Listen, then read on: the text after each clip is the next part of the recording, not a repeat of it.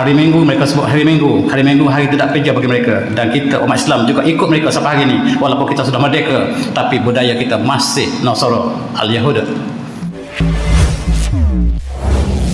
Tahun ia dihubungkan dengan dewa-dewa mereka. 5 hari kemudian ataupun 6 hari kemudian mereka sambut Tuhan mereka bernama Janus.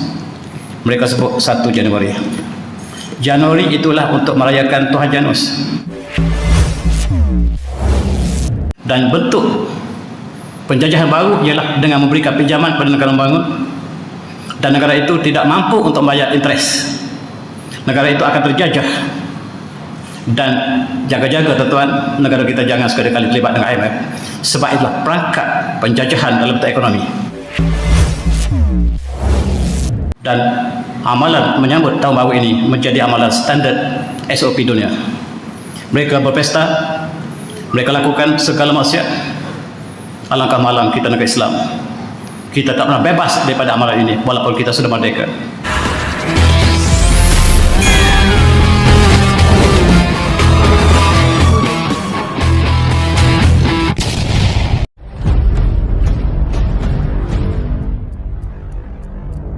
TV Gelisah Bangkit. Tidak pernah pegang ke matahari kecuali kepada Yusha' bin Nun. Pada malam-malam dia ingin masuki Baitul Maqdis. Ini hadis Rasulullah yang diriwayatkan oleh Imam Ahmad. Maksudnya ialah sejak Nabi Musa, umat Bani Israel tidak dibenarkan bekerja pada hari Sabtu. Saya pernah mewakili negara satu masa dulu, masa muda-muda, mesyuarat di Washington, dan hari mesyuarat ini ditentukan pada hari Sabtu. Saya dengan kawan masuk dalam dewan mesyuarat di Washington dan kosong. Saya kata saya silap hari bulan. Tidak, benar. Kemudian kami lihat di pintu ada penangguhan mesyuarat disebabkan arahan daripada Perdana Menteri Israel. Rupa-rupanya Perdana Menteri Israel mengawal Amerika. Baru kita tahu Perdana Menteri Israel mengarahkan Amerika supaya membatalkan mesyuarat pada hari Sabtu, sebab hari Sabtu tidak boleh mereka bekerja. Tuan-tuan, Allah memberikan ujian pada orang saya, bagi saya. Malam hari Sabtu sepenuhnya mereka tidak boleh masak nasi, tidak boleh masak roti. Roti boleh masak pada hari Jumaat, makan hari Sabtu boleh. Mereka tidak boleh mengembara pada hari Sabtu. Mereka tidak boleh bawa kereta pada hari Sabtu. Pada hari Jumaat, tuan-tuan, kalau di Amerika bangsa Yahudi yang tulen, ketika mereka petang Jumaat bawa kereta di lebuh raya, masuk sahaja tenggelam matahari, sama seperti kita. Hari Sabtu mereka masuk pada tenggelam matahari maghrib tadi. Mereka terpaksa berhenti kereta di tepi highway, tak boleh bergerak lagi. Ini adalah denda Allah kepada mereka yang sangat degil. Allah tidak membenarkan mereka bekerja pada hari Sabtu. Hatta bawa kereta tidak boleh. Hari Sabtu adalah untuk ibadat sepenuhnya. Itu sebabnya kita lihat di Amerika sekarang sudah hampir tidak ada orang Yahudi yang mengamalkan agama mereka. Tidak ada, hampir tidak ada. Sebab pada hari Sabtu lah mereka adakan pesta Saturday Night Fever. Hari Sabtu lah mereka adakan pesta besar-besaran. Lebih lagi pada satu hari bulan yang bakal muncul ini, mereka akan berpesta habis-habisan. Yahudi dan bukan Yahudi di Amerika, di Eropah, mereka ada pesta besar-besaran. Mereka mencari alasan bahawa inilah satu perkara yang telah lalu. Hukum ini untuk Nabi Musa, mereka kata inilah the law of Moses, ini telah berlalu. Mereka mencari alasan sekali lagi supaya tidak melaksanakan hukum ini, sedangkan Allah telah memberikan hukuman yang baik, telah memberikan syariah yang mulia dalam Islam. Mereka tidak menerima Islam. Tuan-tuan, mereka buat tafsir, kalaulah Allah pegungkan matahari, maksudnya lah bumi ini rata, bumi ini tidak bergerak, dan gereja membuat satu keputusan, iaitu bumi ini tetap tidak bergerak. Bumi ini datar seperti meja yang bulat tapi datar. Di atasnya ada langit 7 lapis, dan di atas langit ada laut. Bila dibuka pintu laut, pintu langit, maka hujan turun dan matahari mengelilingi bumi. Bumi tidak bergerak. Ini ialah doktrin gereja. Siapa yang melanggar akan dihukum bunuh. Dan ribuan saintis di Eropah dibunuh dalam kurun ke-16, 17, 18, sebab mereka mengatakan bumi bulat dan mengelilingi matahari. Ini dapat dilihat dengan slide moden hari ini. Dan tuan-tuan, orang meninggalkan agama Kristian, orang meninggalkan agama Judaism, sehingga orang Yahudi pun meninggalkan agama mereka, sebab agama mereka mengatakan bumi bulat, bumi datar, dan ada laut atas langit. Bila pintu langit dibuka, hujan turun.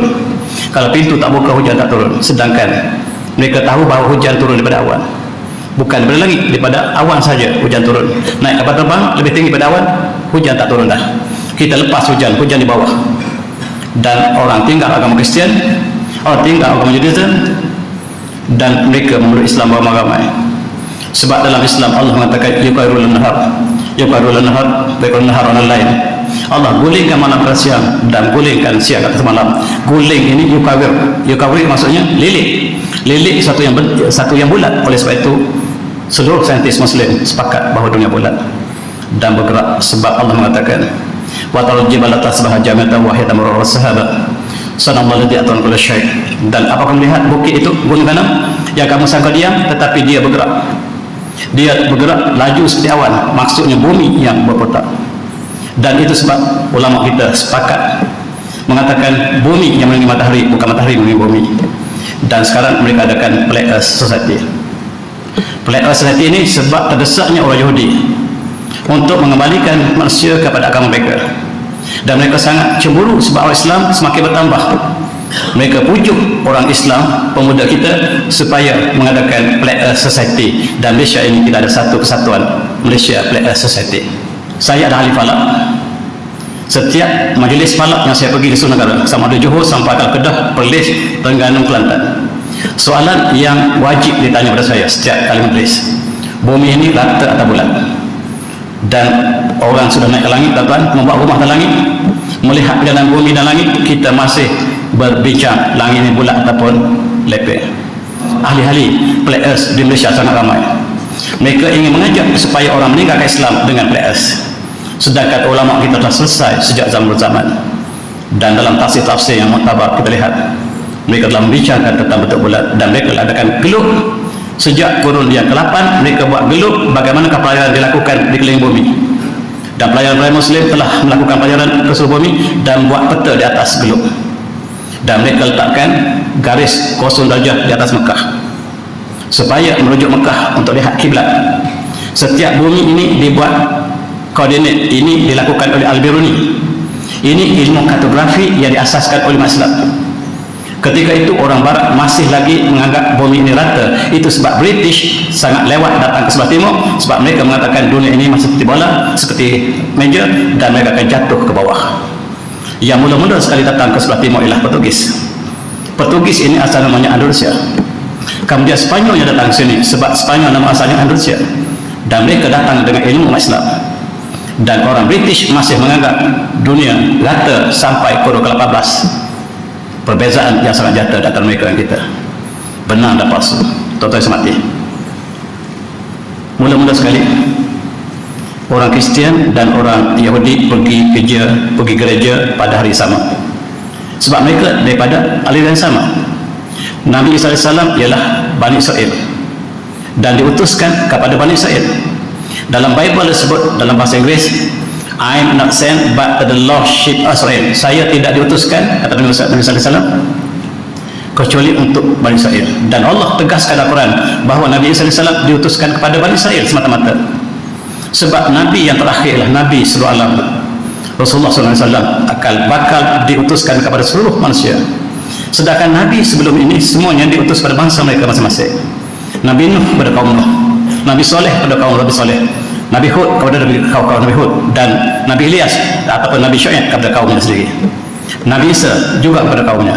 Dan akhir sekali Allah mengutuskan penutup segala anbiya Rasulullah kepada sekalian alam. Wa ma arsalnaka illa rahmatan lil alamin. Kami tidak utuskan di kayu Muhammad kecuali untuk seluruh alam, dan alam ini luas. Oleh sebab itu orang Yahudi kekal menyembah Allah yang satu. Orang Yahudi dengan kita hampir sama, tuan-tuan. Berbeza kita dengan Yahudi ialah mereka tidak memang Rasulullah, itu saja. Kecuali ada beberapa perubahan lain, tetapi asasnya akidah mereka sama. Mereka percaya kepada Allah yang satu. Mereka percaya kepada Rasulullah, dan mereka tidak menerima Rasulullah, itu saja. Sedangkan orang Yahudi, orang Nasara, orang Kristian, mereka mengatakan Tuhan ada 3. Tuhan Allah, Tuhan Bapa, Tuhan Anak, dan Tuhan Rohul Kudus, yang mereka sebut Spirit of Truth. 3 tapi 1. Bila mereka 3 tapi 1, orang Yahudi halau orang Kristian keluar daripada gereja. Asalnya mereka pergi pada hari Ahad.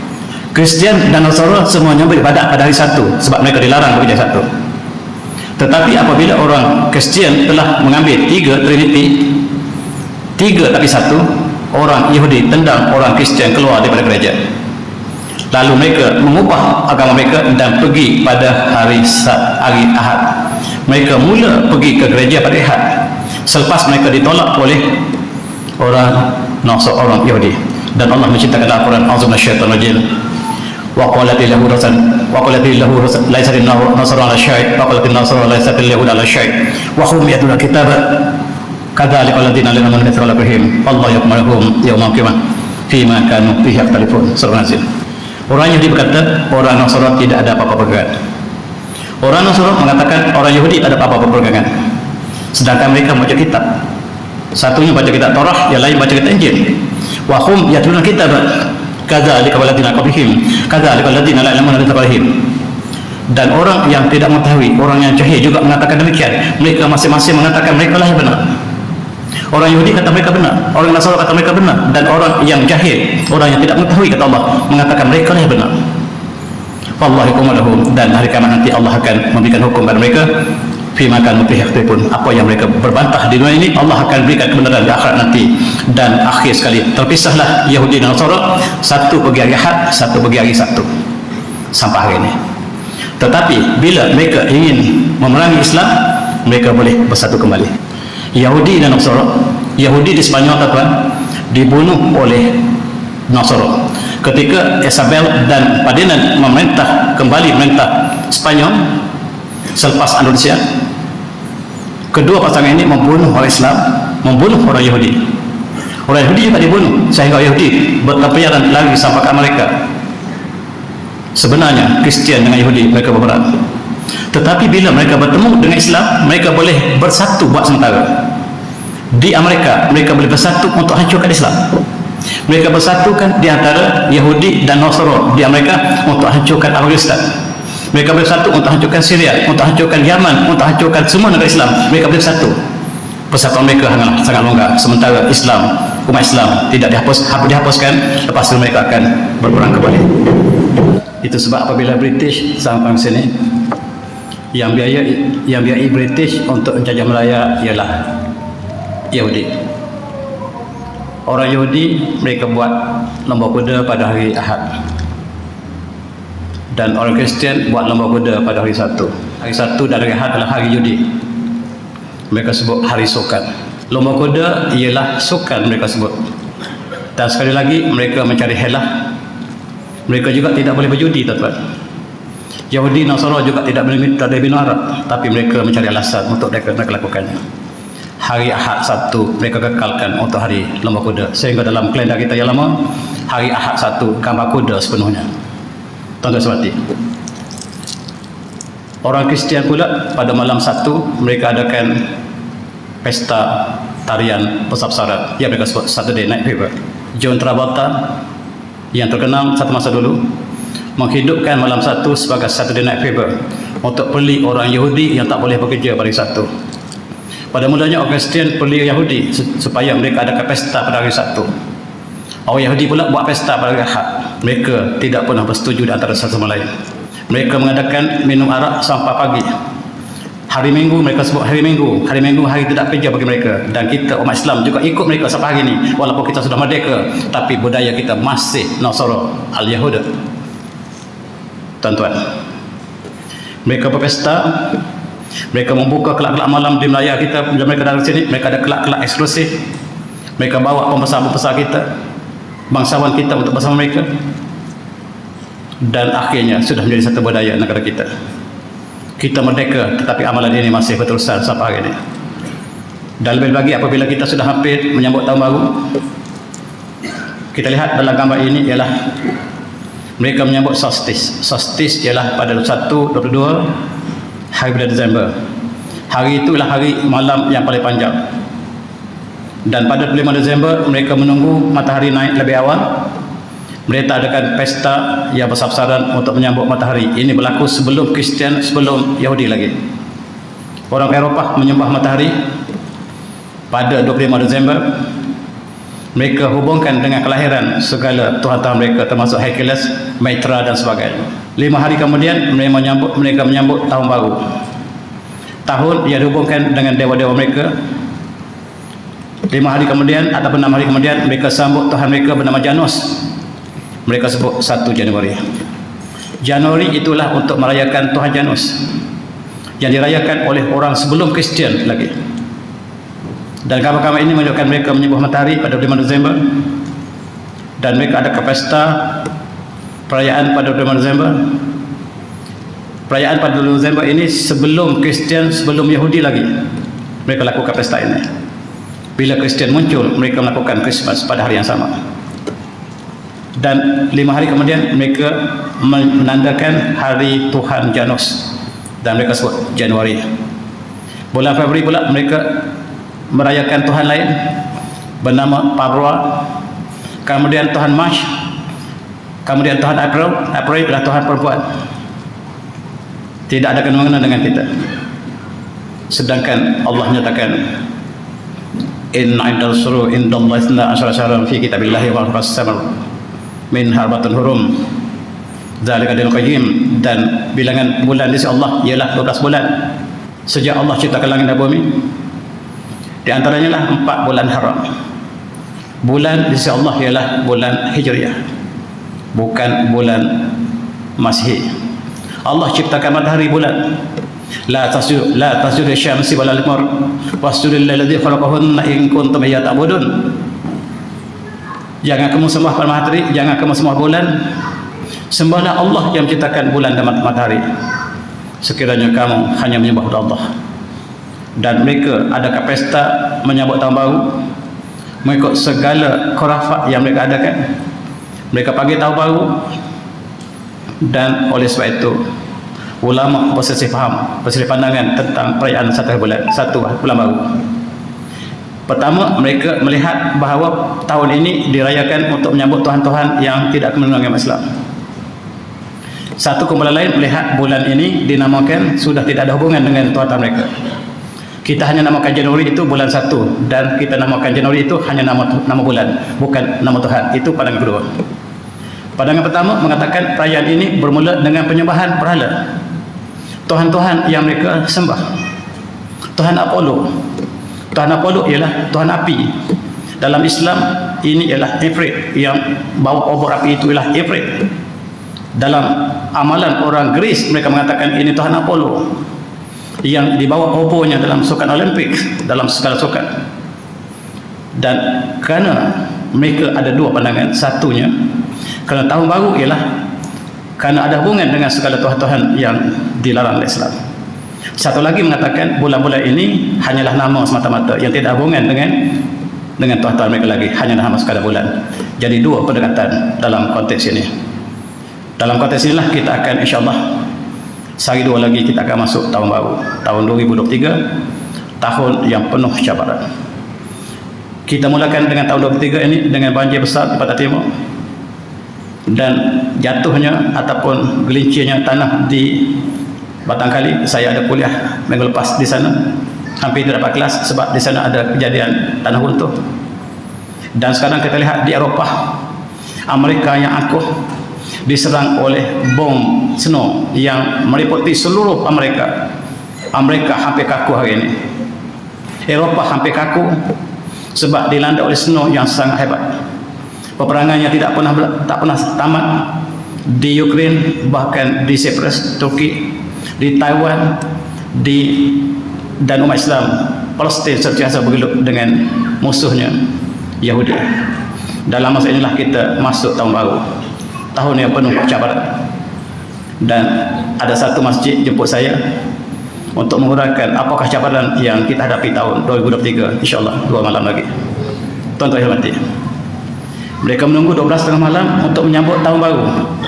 Ini bukan budaya kita. Adik-adik, pemuda-pemuda depan saya, jangan sekali-kali kita menyambut tengah malam, sebab ini bukan budaya kita. Budaya kita, perubahan hari ialah apabila jatuhnya matahari pada hari tersebut, dan kita lakukan dengan penuh kesyukuran sebab Allah masih berikan kita hayat untuk kita syukuri.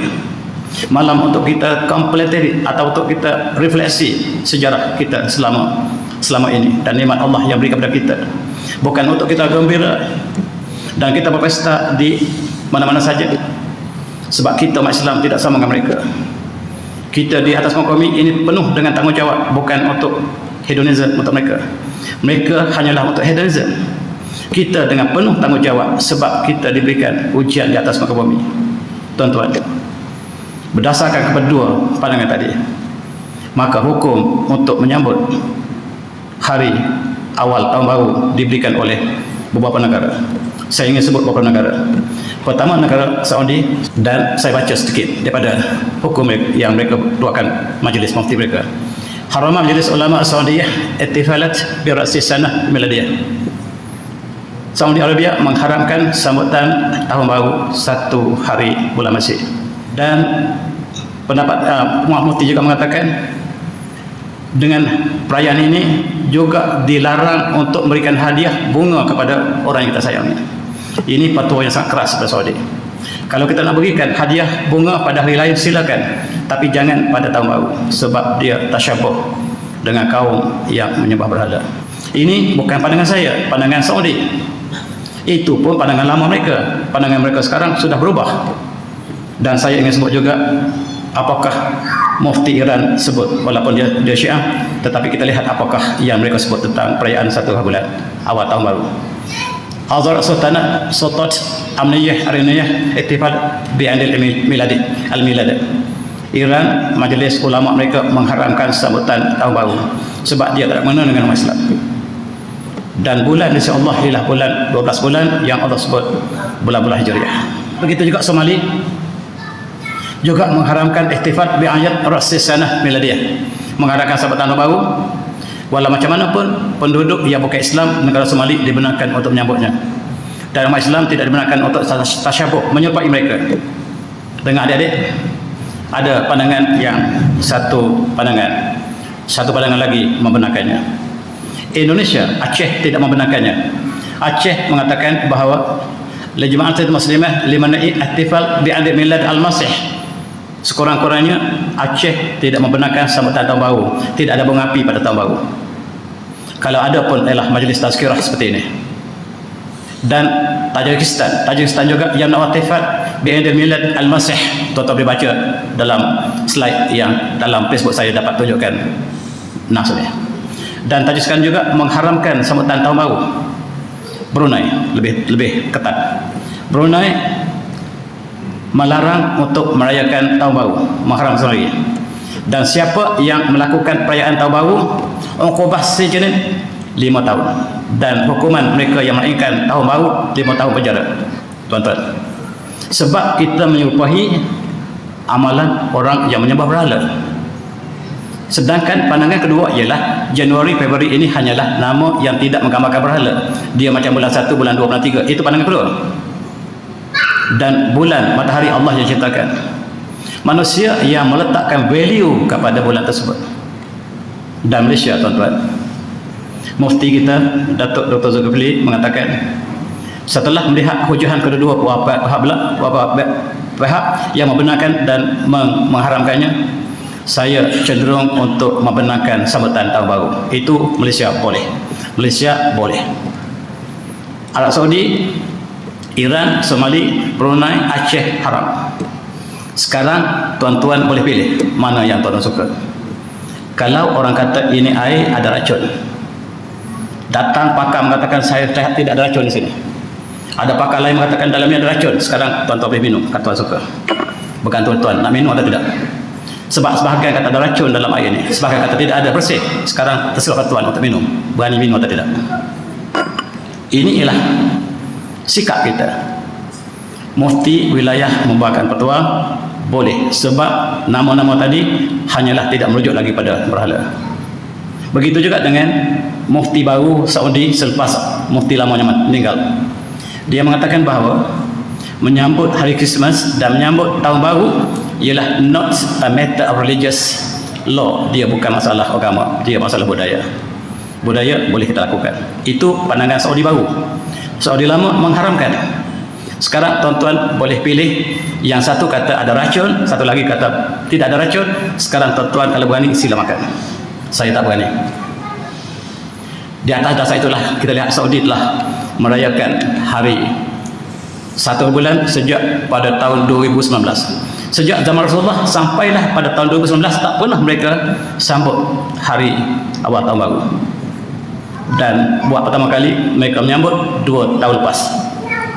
Pada 2 tahun 2019, dan Dubai simbol yang Allah berikan negara yang sangat berjaya. Ekonomi mereka sangat tinggi, bangunan mereka sangat tinggi. Mereka juga mengadakan pesta bunga api yang besar-besaran di Burj Khalifah, simbol bangunan paling tinggi dunia. Bila kita tanya mereka Saudi dan Dubai, kenapakah anda merayakan bunga api? Bunga api itu simbol April yang bawa obor sama. Dia kata kalau Malaysia buat, kenapa kami tak boleh buat? Mereka jadikan kita sebagai alasan. Tuan-tuan semati, malam 1 Januari mereka akan berpesta dan macam monyet. Mereka akan terkinja-kinja sejak 12 malam.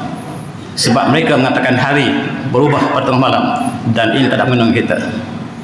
Mereka akan berpesta, mereka dengan tarian-tarian, dan Rasulullah mengingatkan kita bahawa akan berlaku khasaf, masah wa qazaf.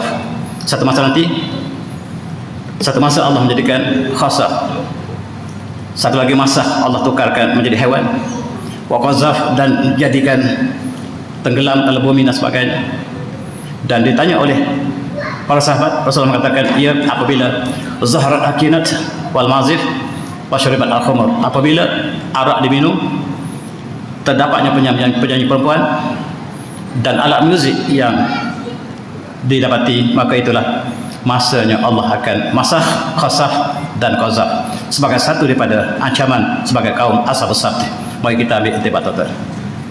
Arak juga satu pesta. 1 tahun baru, polis kita mengakui tahun jenayah. Setiap tahun baru mereka akan pesta minum arak besar-besaran. Bukan kita, tuan-tuan, orang yang bukan berbeda dengan kita, ataupun golongan kita yang bersama dengan mereka. Mereka minum arak banyak-banyak, dan pada malam tersebut kemalangan akan berlaku.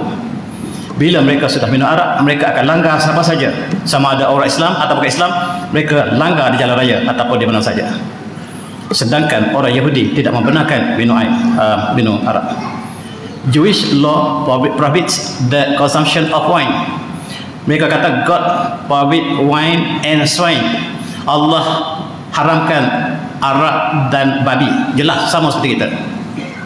Allah haramkan arak dan judi. Allah haramkan arak dan babi. Dan babi makanan mereka, dan wine minuman mereka. Sekarang mereka tak ambil cari alasan lagi. Mereka sudah tidak cari alasan. Mereka nak minum. Mereka sudah sampai pada ini Allah, Tuhan mereka, Tuhan Allah juga melarang mereka wine and swine. Dan dalam ayat lain Allah juga melarang usury ataupun riba kepada orang Yahudi, dan mereka lah yang paling banyak menggunakan riba di dalam dunia hari ini. Mereka ada bank IMF yang menggunakan riba tak munasabah pada negara bangun, dan bentuk penjajahan baru ialah dengan memberikan pinjaman pada negara bangun, dan negara itu tidak mampu untuk membayar interest. Negara itu akan terjajah. Dan jaga-jaga, tuan-tuan, negara kita jangan sekali-kali terlibat dengan IMF, sebab itulah perangkat penjajahan dalam bentuk ekonomi. Walaupun interest, riba diharamkan oleh Yahudi, dalam agama Yahudi, mereka lah juara hari ini, tuan-tuan. Allah dan melalui Rasulullah melaknat, Rasulullah melaknat 10 orang yang terlibat dengan arak. Sebagaimana kita sebut, orang yang minum, yang membawa, yang membeli, yang suruh beli, yang suruh memerah, yang membawanya, yang menyajikannya, yang makan hartanya, dan yang suruh membelinya. Seluruh mereka lah sama saja. 10 kumpulan ini yang terlibat dengan arak, semuanya dilaknat oleh Rasulullah SAW. Dan kita ada arak di mana-mana. Daripada kedai biasa, dulu 7-Eleven ada arak dijual, gadis-gadis Melayu yang menjualnya. Lebih lagi di Langkawi, limpahan arak berlaku ketika saya sampai tahun 90-an. Kita lihat di Patah Cenang penuh dengan tin arak, dan di atas kapal terbang kita juga ada arak, dan diberi percuma dalam kapal terbang kita kelas bisnes umpamanya. Siapa yang membayarnya? Dan arak ini sudah masuk dalam harga tiket yang tuan beli. Cukup malam.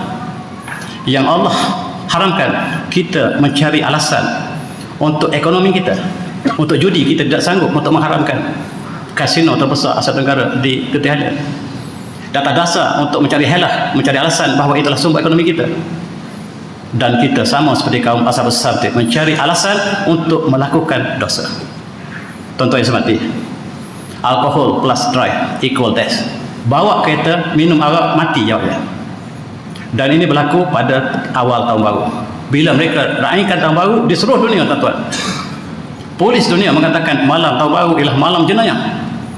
Apabila minum arak sehabis-habisnya, maka akal manusia sudah hilang menjadi haiwan. Akal manusia sudah hilang, maka mereka bertindak bukan lagi dalam bentuk kemanusiaan. Mereka berubah menjadi haiwan dan mereka melakukan jenayah yang sangat luas daripada Eropah sampailah ke Jepun. Dan amalan menyambut tahun baru ini menjadi amalan standard SOP dunia. Mereka berpesta, mereka lakukan segala maksiat.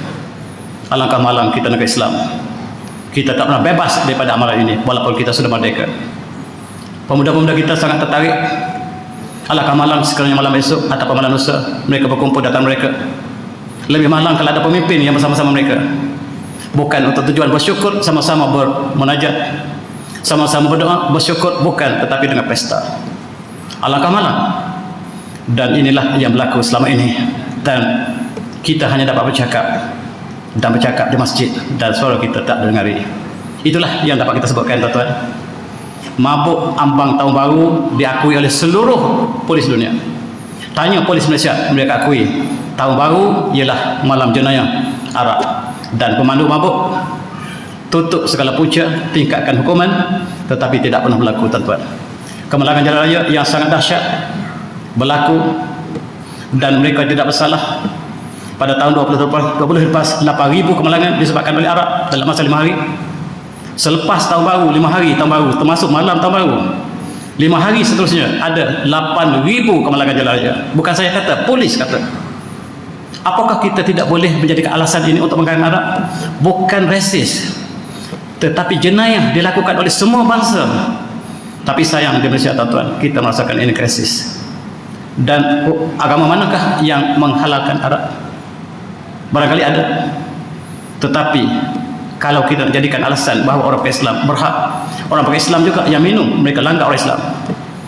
Dan kita lihat Malaysia dalam statistik ini ialah negara yang paling banyak kemalangan jalan raya disebabkan oleh arak. Kita negara Islam, tapi sayang dalam statistik ini, tuan-tuan boleh lihat dalam Facebook saya kemudian, data-data ini sangat menakutkan. Dan inilah tanggungjawab kita bersama. Sebab dasar ini dasar kerajaan. Siapa kerajaan? Kita kerajaan. Kita yang menubuh kerajaan dan kita bertanggungjawab di atas setiap unit yang berlaku di sini. Dan apa yang berlaku di negara ini kita bertanggungjawab sebab berdasar kepada hukum dasar kepekah. Ar-ridha bisyai' bi mana ar-ridha bima yatal minhu. Redha dengan sesuatu, mana redha dengan apa yang kita redha. Akibatnya, dengan akibatnya kita redha dengan akibatnya. Dan oleh sebab itu kita telah membentuk bersama negara ini.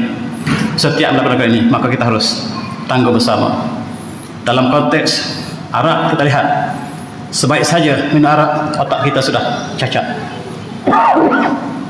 Inilah gambar scan otak kita apabila mereka yang sudah minum arak sudah tidak normal lagi. Normal versus alcoholic brain, yang apabila sudah dipengaruhi oleh arak, mereka melakukan apa saja, termasuklah apatah lagi kalau dadah. Maka inilah gambar-gambar yang cukup menakutkan. Mereka yang terlibat dengan larangan Allah, muhadarat, dan juga dengan arak, mereka sudah bertukar manusia menjadi haiwan. Haramkan arak. Di atas dasar semua bangsa terlibat. Dan apabila minum arak ada jenayah. Semua polis akui. Tapi sayang kita tidak ada kekuatan. Dan kita semua bertanggungjawab. Dan arak punca segala maut, punca segala gejala sosial, punca kisah hati, punca masalah kesihatan. Dan apakah tidak cukup kita mengharamkan arak? Bukan atas dasar resis, bukan atas dasar lain, tetapi dasar kemalangan yang menyebabkan semua rakyat negara ini.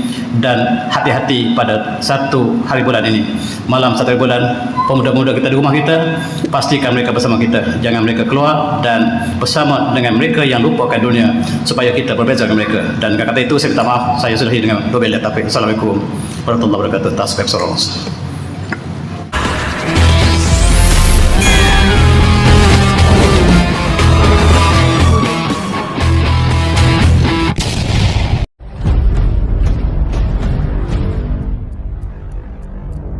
TV Gelisah Bangkit.